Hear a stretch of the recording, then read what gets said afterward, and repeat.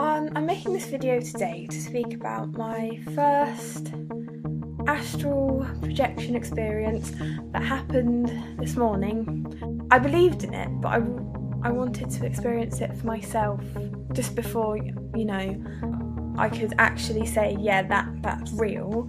And it felt like I was being pulled out of my body, but it was the weirdest sensation. It was like I was being pulled out into a dome shape because I felt like I was expanding. I felt like I was fat. I sort of panicked in a way because it is quite scary. It's not exactly normal, and I got sleep paralysis, which I've had before. I used to get all the time. I've had a few funny, weird sleep paralysis things, like I was lying in my bed like I can't move.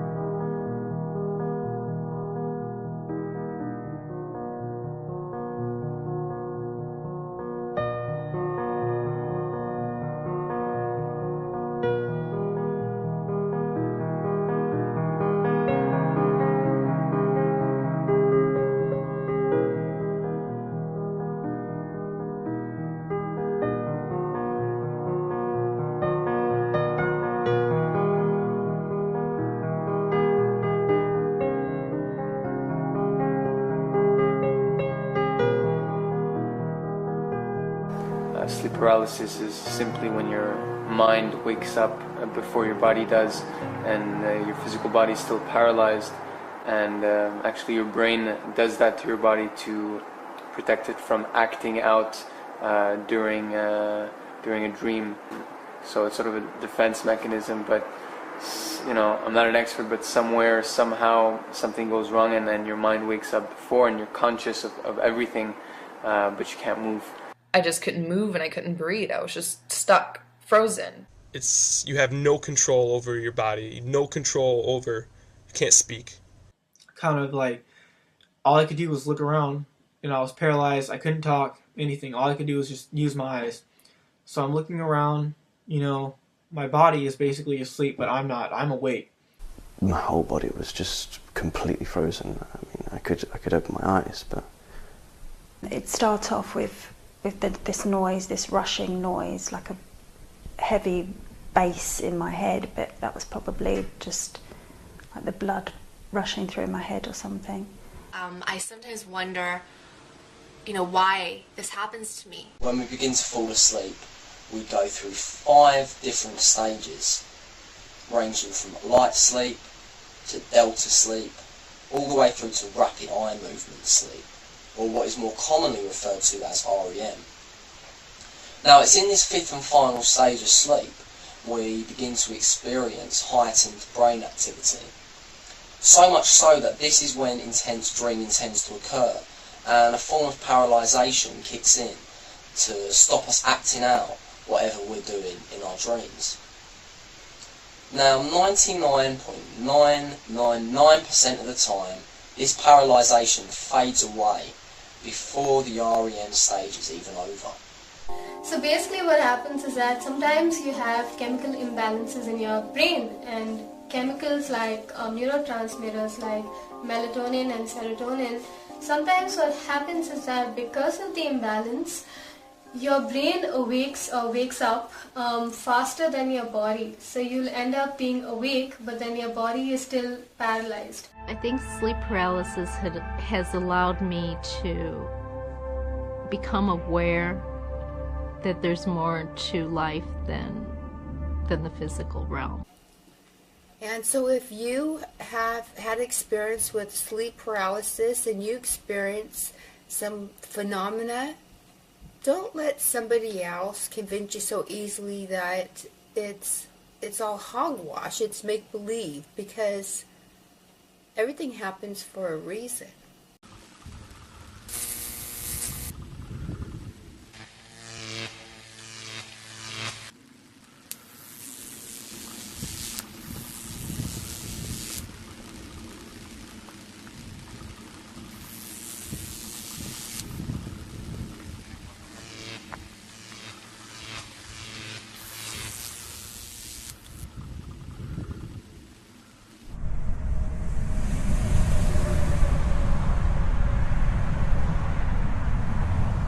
It's like when you're in a dream and you try and run away and your feet are frozen, or when you try and scream and you can't make a sound. It's exactly that same sensation. The only difference is you're completely aware, you know you're awake, and you see everything around you. Before I knew it, I was still thinking, but I wasn't, because I wasn't controlling it. It was sort of like a dream, but I was still sort of awake. I think that's like a lucid dream thing, and I had that before when I was like 5. I called one of my friends, and of course, like, a lot of people don't believe in this stuff. They think it's a medical condition, sleep paralysis or sleep apnea, or linked to anxiety. And I've had people tell me, like, oh, it's anxiety, but I don't have anxiety, and I know I don't. And I know it was different because I saw it like clear as day. I am going to put this out there so that if someone else is going through it, then they won't feel so alone. And for me, that was the case. I didn't really tell a lot of people about this thing that happened to me because there was kind of like, I felt really weird about it. Like, why is this happening to me? And, people are going to think I'm such a weirdo. And, it's kind of like when a woman it's kind of like miscarriage. When a woman miscarries, there's some sort of guilt and shame, and you just don't tell anybody. But it's a very common thing. So what I learned was, in my research, was that sleep paralysis is actually a very common phenomenon, okay?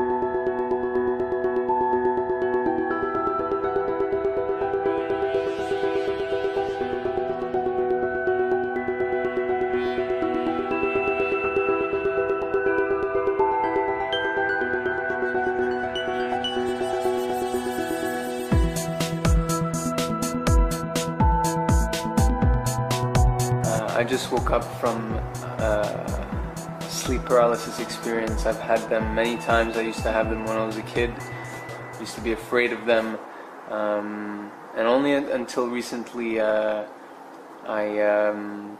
did something. I followed advice from a doctor who I've listened to speak. He describes and explains ways to get over it and sort of embrace it in a way.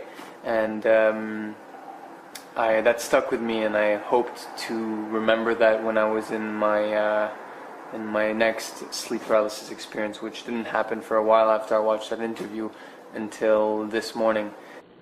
And I'm going to tell you about my experience with something called sleep paralysis. I know a lot of people out there have had sleep paralysis.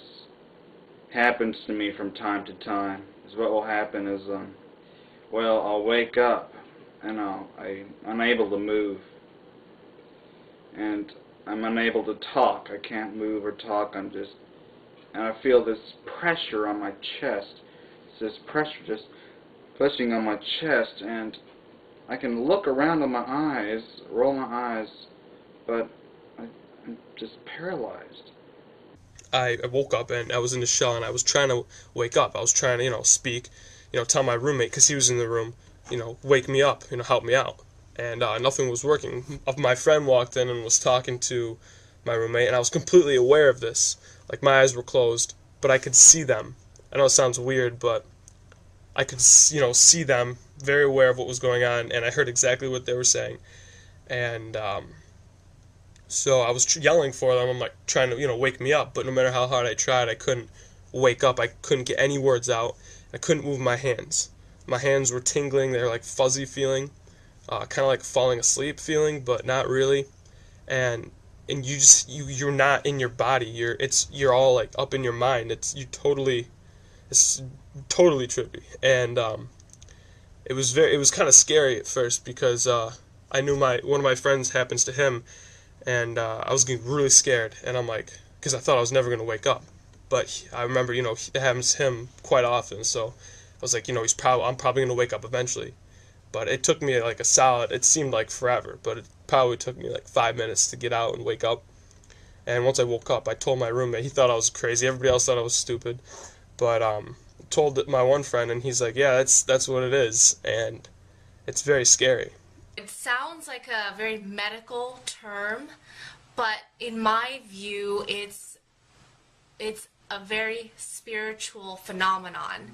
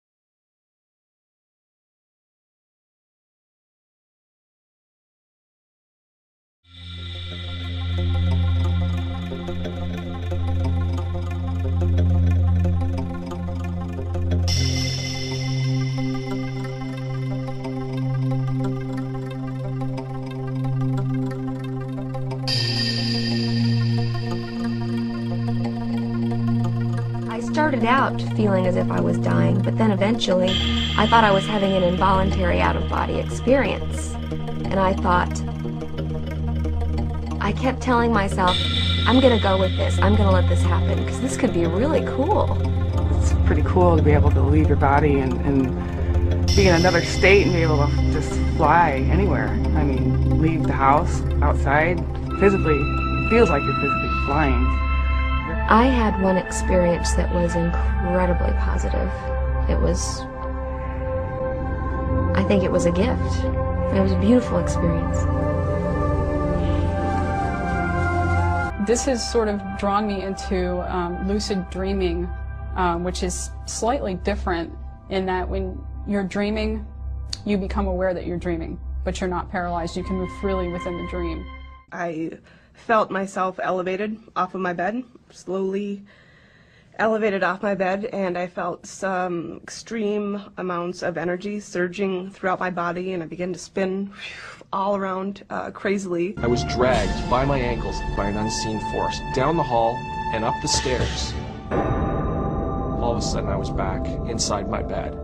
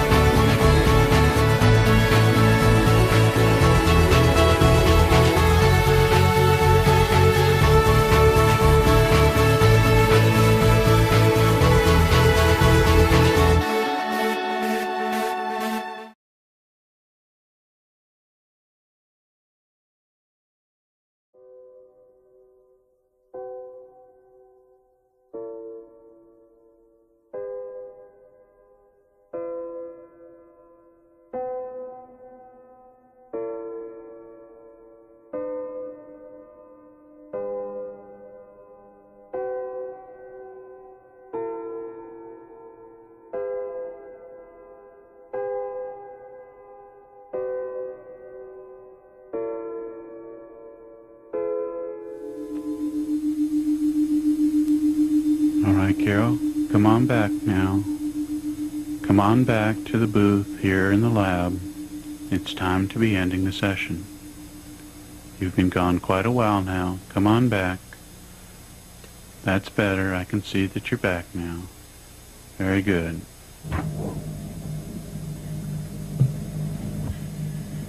Well, welcome back.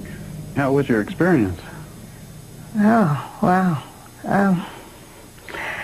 I started out from here, sort of floating up through the roof of this, through the ceiling, and I went up, out through the building, and I was looking at the building from up above. And then it was like I flew over the whole scenery here up to like a cabin that's up on the hill, and I was looking at the cabin from the outside. And then from there, I was out in this space. All of a sudden, I felt this being come close to me, and couldn't really see it. I could just sort of feel this energy. There is information elsewhere. There is information beyond the limitations of the physical body, beyond the limitations of our 5 physical senses. And it is our mind that gives us access to those things. It is our very own thoughts. It is the essence of us, the soul of us, that allows us to know these things. Bom, sair do corpo, todos nós saímos diariamente.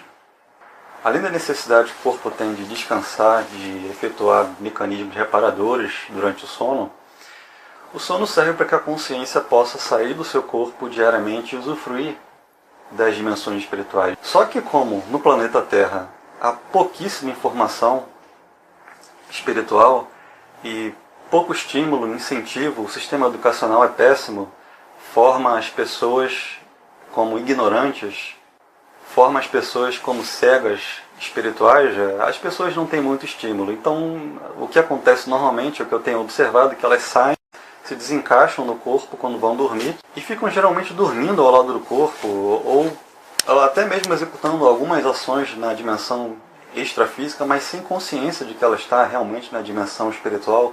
E algumas pessoas, sem querer, acabam tendo um pouco de lucidez acerca desse momento, dessa saída fora do corpo. E aí, como não há informação, como não há preparo, e como as pessoas estão cheias de crenças, de ideias preconcebidas sobre a realidade espiritual que não são verdades, as pessoas se desesperam desse momento de lucidez fora do corpo e tudo que elas querem fazer nesse momento é voltar imediatamente para dentro do corpo. Com o desespero, com a agitação mental, a pessoa se atrapalha um pouco nesse reencaixe entre a consciência e o corpo físico. E o que acontece? Demora alguns segundos para a pessoa voltar, reencaixar para o corpo.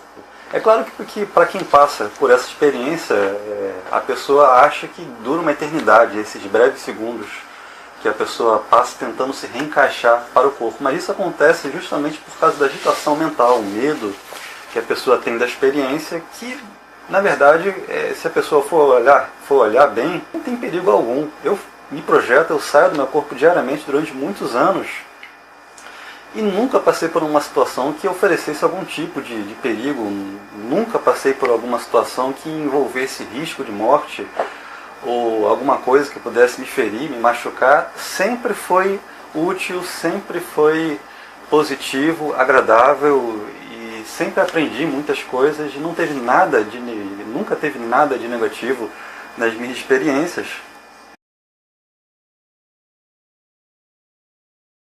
Então é importante a gente também ter a noção de que a projeção consciente, essa chamada experiência fora do corpo, é um fenômeno fisiológico, ou melhor, parafisiológico. Todo mundo passa por esse fenômeno, independente se admite ou não essa realidade, né? O fato de eu ter medo de uma realidade não impede ou não faz essa realidade deixar de existir, né? Então, esses medos que bloqueiam o desenvolvimento lúcido do parapsiquismo acabam levando as pessoas, durante o fenômeno da projeção, a ficar num quadro de sonambulismo. Às vezes ficam dormindo sobre o próprio corpo, ou quando não, vagando por aí, né, extrafisicamente, né, através do corpo emocional, do corpo do psicossoma, como a gente também conhece, né, a nomenclatura aí, psicossoma é o corpo objetivo, esse corpo que leva o indivíduo, possibilita essas projeções da consciência, né, o indivíduo fica vagando num estado de sonambulismo. Né? O sonambulismo extrafísico, ele é uma espécie de preâmbulo de um quadro negativo, um quadro patológico até certo ponto, né? Que é chamada psicose extrafísica ou parapsicose extrafísica. Psicose por quê? O indivíduo está numa dimensão diferente da dimensão física e ele não vive de acordo com aquela dimensão, ou ele não atua conforme aquela dimensão. Né? Então há uma falta de sintonia entre a consciência e o ambiente que ela está se manifestando. Da mesma forma que tem psicóticos aqui na dimensão física, o indivíduo não vive a par da realidade, né? Extrafisicamente isso também acontece. E acontece principalmente pela falta de acuidade, pela falta de lucidez da consciência quando fora do corpo físico. Então essa condição de desenvolvimento do parapsiquismo, um parapsiquismo lúcido, um parapsiquismo também que visa a interassistencialidade, esse parapsiquismo ele abre possibilidades para a consciência que ela mesma nunca tinha pensado. Né? As experiências de projeção consciente, elas permitem o indivíduo a sanar vários medos que dominam, às vezes, a existência de muitas pessoas. O medo da morte, que é o chamado pai e mãe, né, de todos os medos. Né? Quando esse medo ele é superado, visto que o indivíduo, durante a projeção, ele consegue perceber que a natureza dele não é uma natureza física, biológica. A natureza da consciência é multidimensional. Essa autoconscientização em relação às múltiplas dimensões, aos outros veículos de manifestação, além do corpo físico que nós possuímos e podemos nos manifestar, faz com que o indivíduo tenha uma plenitude maior, uma compreensão maior até da razão. A razão da existência física começa a ser vislumbrada pela própria consciência, pelo próprio sujeito que passa pela experiência. As frightening as it is from time to time, it has never caused me any real physical harm. It definitely did cause me some emotional stress in the past, but I find this to be a really unique insight into either the human mind or the spirit world, and whatever it is, very few people have it, and to experience it is something very, very unique and very special. I'm definitely glad I have the opportunity to see some things that very, very few people get to see.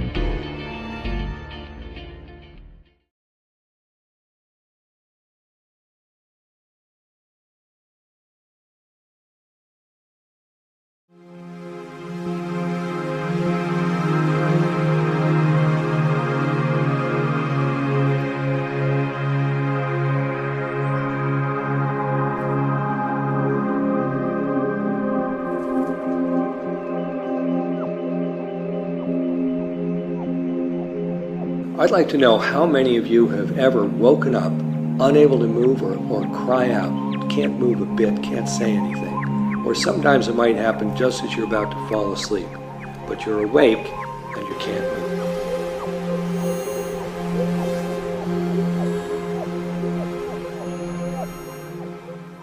The reason that I start with the question, have you ever found yourself awake but unable to move, is that avoids projecting or inserting any of the strange details that wind up connected with this thing.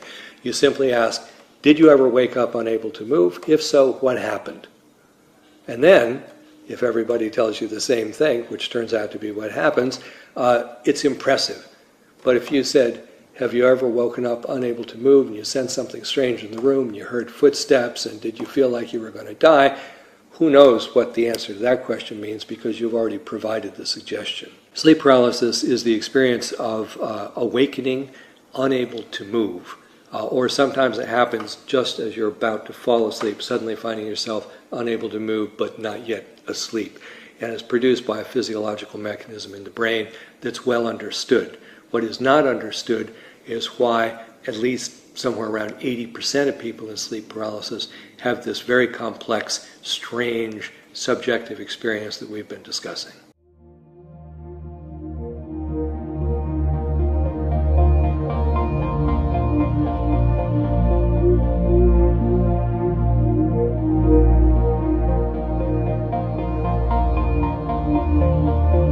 Right from the beginning, I was convinced that ordinary people are smarter, are more sensible than they're given credit for by scholars, and that traditions that are widespread and deeply held probably have more rational basis and more observation built into them than the theories that I was taught in graduate school.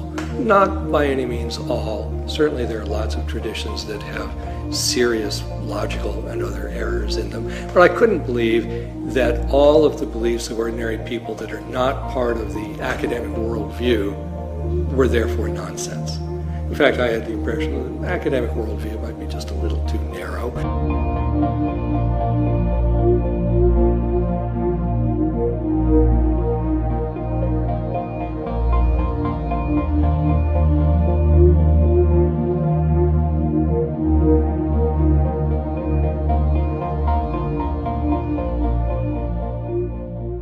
The spiritual experiences, the ones that interest me most, so that includes sleep paralysis with a frightening presence, it includes near-death experiences. These are all experiences that are built into spiritual traditions all over the world, and that in the Western modern world for at least the past 100 years have been explained on the basis of psychopathology. So the discovery that those experiences are common, that they occur among normal people, that they are not in fact indicative of any kind of disease, has tremendous importance for medicine. It really, the change in diagnosis that it should make would be to, I think, perhaps dramatically reduce the rate at which people are incorrectly diagnosed as having not just psychological problems, but major psychotic problems. A colleague of mine, a psychiatrist, also interested in sleep paralysis, did a survey of professional psychiatrists, giving them a description of a perfectly typical sleep paralysis episode with the frightening presence, etc., and asked people what they made of it. Over half of them diagnosed it as a psychotic episode. Most of them thought the person was schizophrenic. That's appalling. One of the big questions about experiences like these is, why are they so little known? The reason that improper theories, such as the psychopathology theories, have been able to be applied to these experiences and beliefs is that they were thought to be very rare. How could they be thought to be very rare when they're actually very, very common? They're thought to be very rare because they're rarely admitted to. They're rarely reported. Why is that? It's because people don't want to be thought insane. When I interview people about these experiences, they often tell me that I'm the first person they've told. I say, well, why didn't you tell anyone? They all say the same thing. I didn't want people to think I was crazy. Nobody likes to be thought of as naive and credulous and uneducated. So that's a stigma. But then when you get into the 20th century and psychiatry becomes a powerful force, and psychopathology becomes an official label which can cost you a great deal if it's applied to you. It was very bad to be diagnosed as psychotic. And that in itself is unfortunate, the stigma that Western society places on mental illness. But that being said, that being the case, the assumption and the constant reiteration of the claim that these kinds of experiences, seeing things that people ought not to be able to see, hearing things that they shouldn't hear. We say things, you're hearing things. Well, everybody's hearing things, you know. By hearing things, we mean, and you're hearing things that aren't there, and you're seeing things too. And that is sort of the cardinal feature of being crazy. So you add craziness to primitive, uneducated, naive, credulous, you've got all the stigma that you need to make people not want to admit to these experiences unless they're in a cultural frame that somehow makes it permissible. And then they only speak to each other.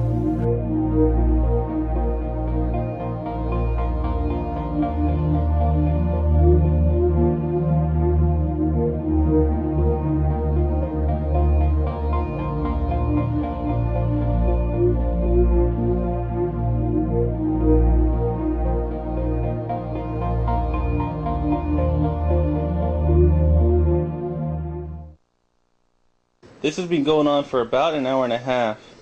She's stuck in a state of sleep paralysis. I've tried everything to get her out of it. I've been moving her arms, moving her legs, giving her something to drink, talking to her. She's stuck in it.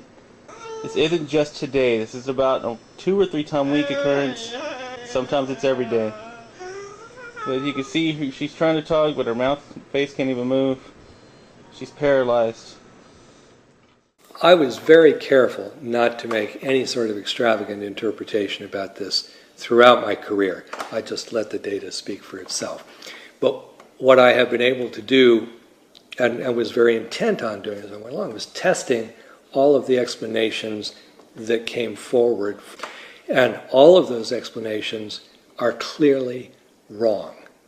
It is not produced by cultural context. It's not only not culture bound, it is not cultural influences on sleep paralysis that put in the content.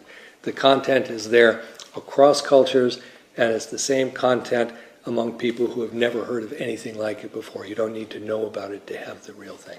So it's not cultural.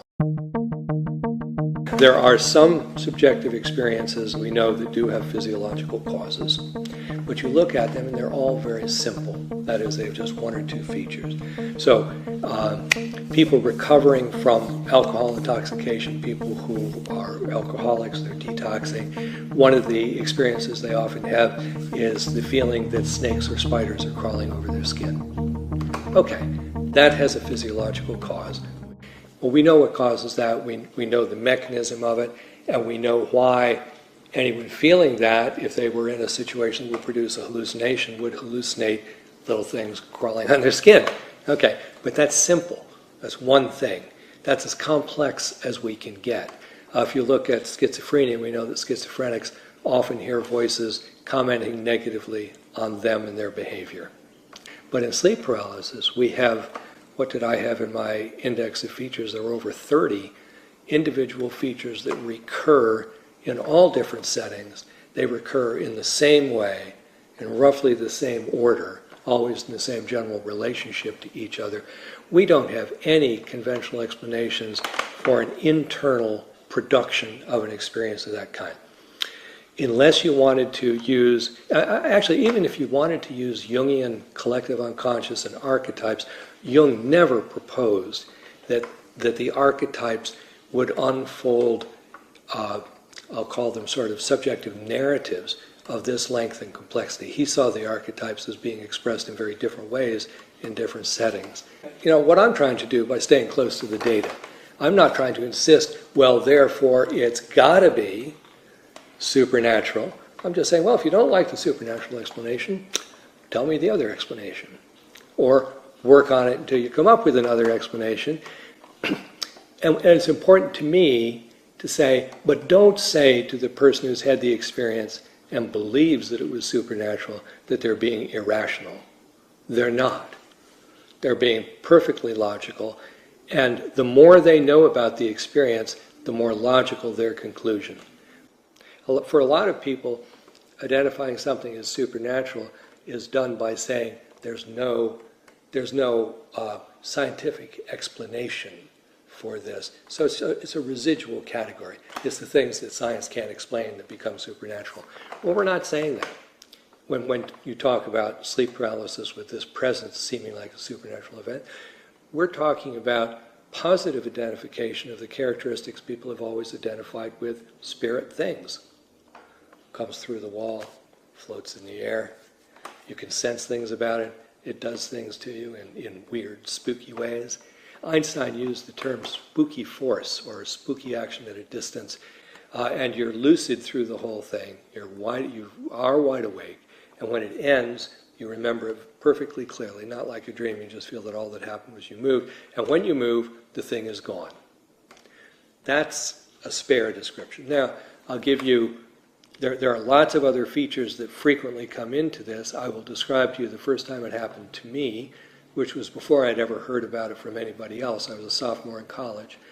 I was taking, I'd gone to bed early. It was after my last final exam in the fall semester. I was very tired. Being sleepy, sleep deprived, which I was, makes this more likely. So I was primed for this because I'd missed a lot of sleep preparing for exams. So I went to bed early. I woke up hearing the door of my apartment open. And I thought, it's probably somebody coming to see if I want to go to dinner because I'd gone to bed so early. And I heard footsteps coming across the room. And then I found I couldn't move. And that was very frightening. Then I felt the bed pressed down as if somebody was climbing up on it. And then I felt what felt like someone kneeling on my chest. And then I felt hands on my throat. The hands on the throat is less common. I've had lots of other people describe it. But it's not as common as the pressure on the chest, the bed moving, and the footsteps. The thing that you have to be careful about is that where people theorizing about spiritual things and in a scientific way, the risk is that when you start to theorize in those directions, you wind up with a sort of scientific music or poetry that doesn't actually specify anything in particular. It just gives an appearance of, well, at least we're speaking in science terms now. You know, that might not be that big an advantage because at the end, when we're doing that, we still have to say, we don't understand what we're saying, though.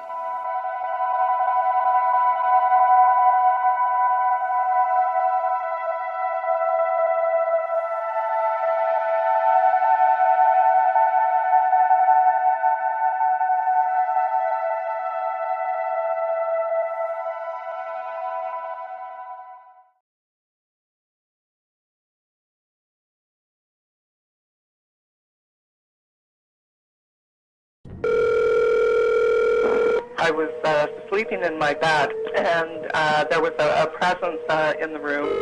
I was paralyzed in the bed. He seemed like a shadow. Probably about 6'5", well over 6 foot, very tall.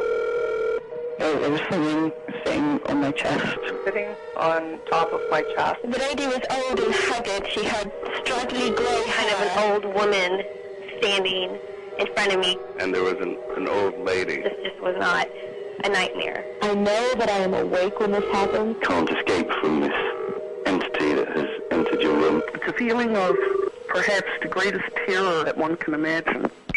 I felt every inch of my body on the bed, and I felt every inch of everything that was touching me. And then I felt this presence, and I didn't know whether it was over me, beside me, or anything. I just felt this presence. And then I felt like the breath was getting sucked out of me. Like no matter how hard I tried to inhale and breathe, I couldn't. And then finally, I snap out of it, and I wake up, and I sit up really fast, and I look to the left of me, and then all of a sudden, like, I just see this shadow figure. And it wasn't a tall one. It didn't look human. It didn't look like anything. It just looked like a shadow, and it was maybe, I don't know, off my bed's like here, and it was maybe this high off my bed. And it was just like this oval shadow type thing. First thing I remember as a child at night, I had just gone to bed. My mother just put me to bed, and I could see the lights on in the living room. I had just laid down for bed. I could hear my parents, I could hear the television, and I looked up, and to my right I saw a couple, very shadowy, very dark, in my bedroom. A man and a woman, and they started walking towards me. It's very frightening. I couldn't speak. I wanted to call out to my mother. I couldn't call out to her. I was just terrified. And right about that time, she walked into the room, and it appeared that she walked directly through the two people that were standing to my right. And I began asking her, who are these people in my room? What's going on? She kept telling me that it was just a dream to go back to bed. And I said I wasn't asleep, it wasn't a dream. I could hear the television on in the other room. And I freak out and I jump back, but then I realize, like, it's probably my dog. And then I, like, look to see where my dogs are, and they're sleeping on the ground, like, right beside, on the other side of my bed. So then my heart, like, freezes, and I look back over, and then the shadow figure just shoots up to the ceiling. And I'm telling myself, like, leave, leave, leave, leave, leave. And then it just goes through the ceiling, and it's gone. So I'm freaking out because never have I had anything like that happen to me before. But I have had the whole sleep paralysis happen to me maybe 3 or 4 other times. It started when I was 18, and I'm now 21. Oh yeah, but when I woke up, it was around 12:30. So it was all within, you know, a span of 20 minutes. This all happened.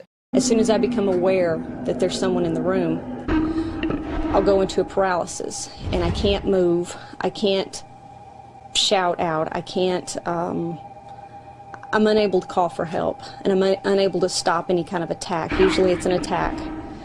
You can't move, you can't scream. Feels like you've been drugged somehow.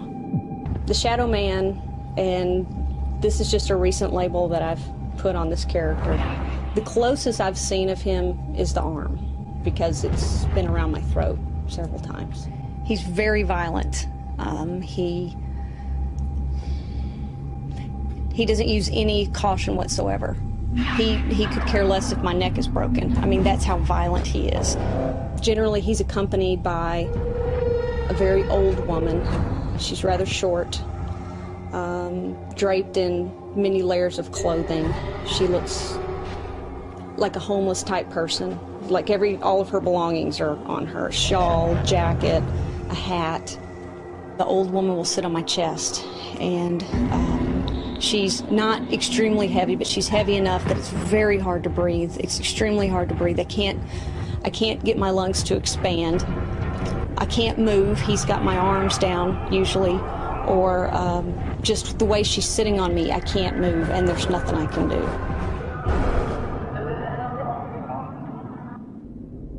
The fear is extremely real. I've been hit by like an unseen force. It hits my chest. It penetrates right through my head, through my body, through my chest. Yanking my legs hits me so hard at times where it knocks me off my mattress. Sometimes I'll wake up after getting assaulted or after getting paralyzed, and I'll see a stream of black or white smoke just kind of streaming out of my bed, my pillow next to my face, or just floating in midair.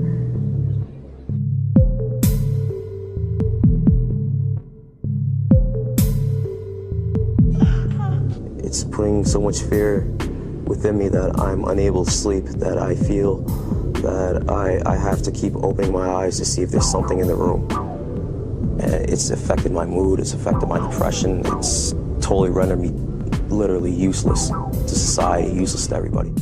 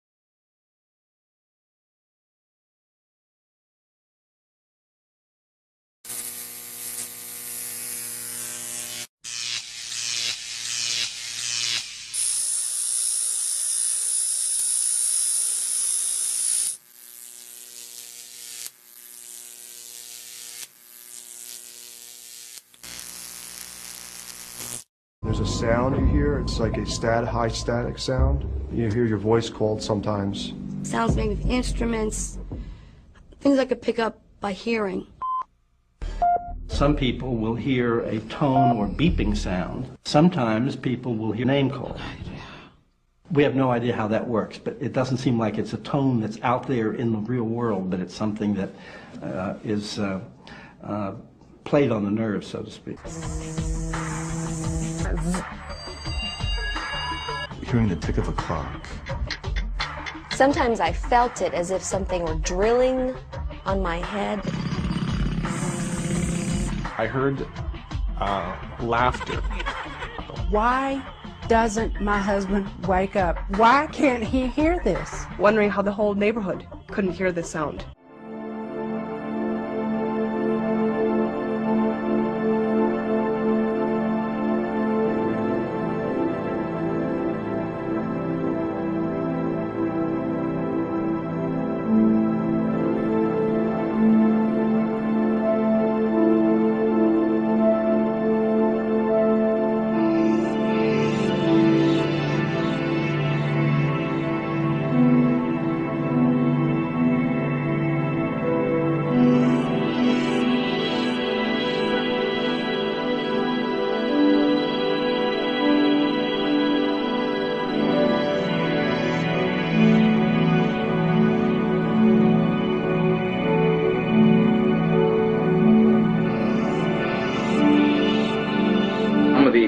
Episodes or attacks of sleep paralysis I have, I hear some strange noise. It'd be in my head, you know, it'd just be there. Noise would just be there in my head, you know, as if it's not like, just there.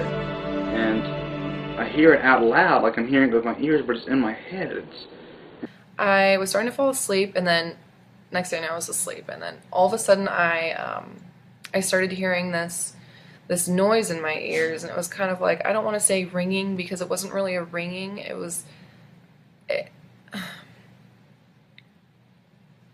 of like a womp womp womp sound. I don't know. It was really weird. It just kind of reminded me of, I don't know, how some kind of machine would sound or something. It was really weird, and I started hearing it, and so it started getting louder and louder and louder.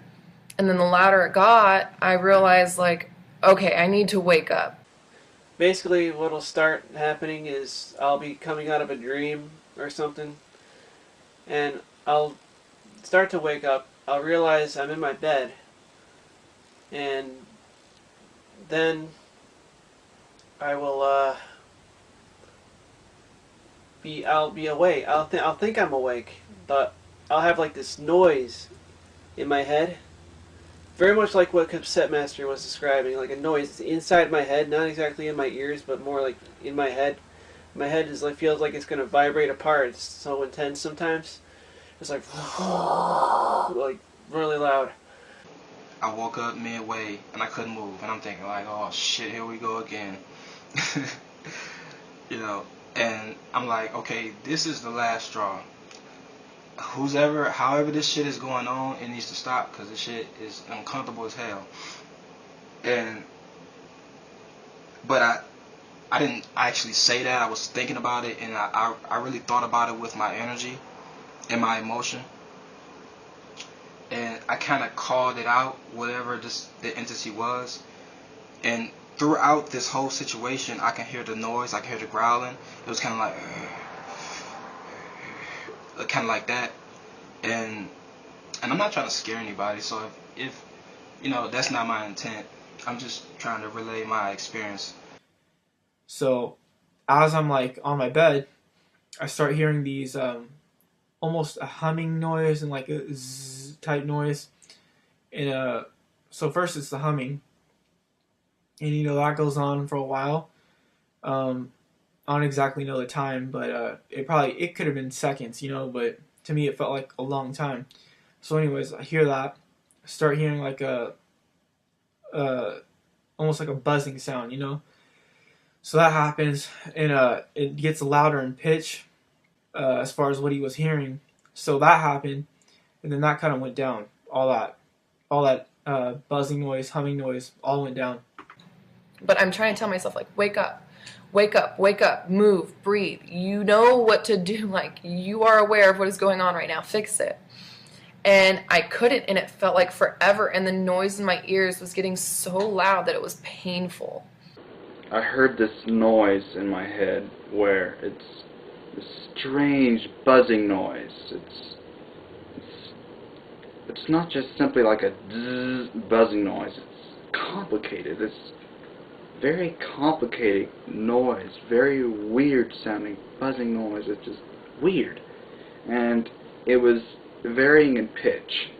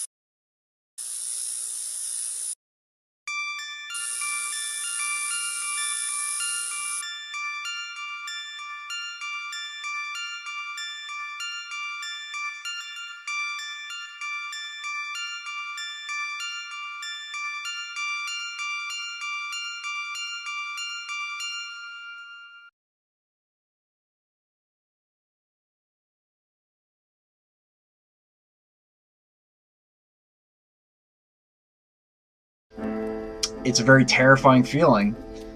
It's scary. Well, some people, it's a very terrifying feeling. Basically, it's the most terrifying thing in the world. But it scared me so bad. It was kind of scary. And then just really scared the mess out of me, and it's kind of terrifying. But what happens is, during this lovely stage of paralysis, you wake up mentally. You become cognizant of the fact that you're laying there asleep, and you're still paralyzed in that stage of sleep for, sometimes it's only 10 seconds, sometimes it's only 5 seconds, sometimes it can feel like an eternity. I'm sure everybody's experience is different. But essentially, you wake up and you fucking panic. And this is the reason why you see people who make like weird squeaky noises when they sleep. People that are like, eh! Or why you see people like snap themselves awake. It's probably because they're in the middle of a terrifying sleep paralysis experience. Dentre os medos mais comuns relacionados a fenômenos parapsíquicos, a gente pode citar a catalepsia projetiva, o fenômeno da projeção da consciência, ou chamada experiência fora do corpo, e também os fenômenos de clarividência espontânea. Né? Se a gente fosse elencar aqui as relações que existem entre esses medos e questões traumáticas, a gente poderia falar um pouquinho sobre o estresse pós-traumático. Tem pessoas que desenvolvem um verdadeiro trauma emocional quando experimentam esses fenômenos e os interpretam de uma forma errônea, uma interpretação desadaptativa. Então, vamos pegar um caso aí da catalepsia projetiva. Aquela sensação de paralisia, né, que o indivíduo acorda geralmente à noite, de madrugada, ele se pega desperto, só que ele não consegue mexer-se, né, na cama, né? Ele sente uma paralisia. E geralmente a pessoa tende a interpretar, a pessoa que não tem informação, não tem um conhecimento maior sobre os fenômenos parapsíquicos, ela tende a interpretar isso como morte, né? Como se ela estivesse morrendo. Né? É obviamente que essa interpretação de ameaça acaba gerando uma resposta emocional muito forte. E essa resposta emocional fica vincada na memória, né? Quanto mais a gente mobiliza emoção, né, diante de uma experiência, mais a memória fica fixada. E depois, isso pode gerar dificuldades posteriores, né? As dificuldades posteriores são quais? A pessoa ela acaba querendo evitar falar sobre morte, ela evita qualquer sensação, qualquer coisa que possa colocá-la em algo parecido com o que ela experimentou, né, naquela experiência que para ela foi traumática devido à sua interpretação. Então ela evita buscar informação, ela evita ter novas experiências parapsíquicas, ela não se dispõe a fazer exercícios para sair do corpo. A gente vê isso com muita frequência, às vezes nos próprios cursos, né, que envolvem esclarecimento quanto à questão de projeção e fenômenos correlatos. Né? A pessoa ela quer informação, mas ainda ela tem uma resistência muito grande a se permitir ter uma experiência mais sadia em relação àquilo, até para que ela consiga ressignificar, né? Dar um significado mais apropriado para aquilo que aconteceu.